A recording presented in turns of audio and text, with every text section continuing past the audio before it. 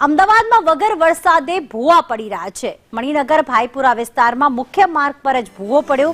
તંત્રે બેરિકેડિંગ કરીને સંતોષ માની લીધો છે, પરંતુ ભૂવાને રિપેર કરવાની કોઈ કામગીરી કરી નથી। આ એક જ સ્થળે ત્રીજી વખત ભૂવો પડ્યો છે। વારંવાર ભૂવા પડતા તંત્ર સામે લોકોએ રોષ વ્યક્ત કર્યો। એક ભૂવો રિપેર કરે ત્યાં બીજો પડી જાય છે।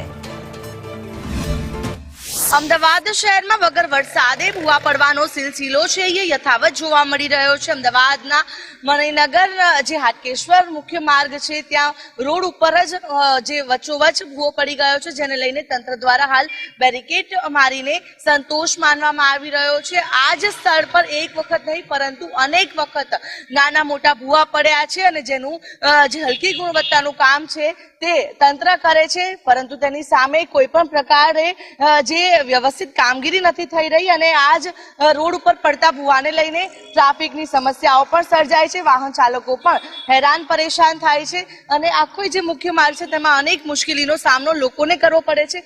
વાહન ચાલકોને પણ પૂછીશું કે કઈ રીતે આ ભૂવાના કારણે તેમને હાલાકી ભોગવવી પડે છે। રસ્તા પર આ ભૂવો પડ્યો છે, કેટલી મુશ્કેલી પડે છે? રસ્તા ઉપર આ ભૂવો પડ્યો છે, લગભગ 6 મહિનાથી આ કામકાજ ચાલી રહ્યું છે। સરકારી ઓફિસની અંદર એસી કેબિનની અંદર બેસીને નિર્ણયો કરતા અધિકારીઓને એ ખબર નથી પડતી કે અહીંયા જે કામ ચાલી રહ્યું છે કામમાં ગુણવત્તા શું છે। આ છેલ્લા ઘણા વખત એક કામ ચાલતું હતું, છતાં પણ અહીંયા આ ભૂવો પડી રહ્યો છે। આ કામની ગુણવત્તા શું છે? જનતાના પબ્લિકના જે નાણાં છે એનો ટોટલી વ્યય થઈ રહ્યો છે।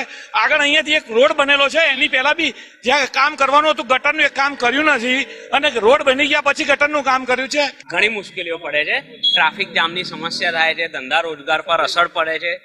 કોર્પોરેશન દ્વારા ટેક્સ તો ઉઘરાવવામાં આવે છે, પણ તે ટેક્સનો આ રીતે દુરુપયોગ થાય તે યોગ્ય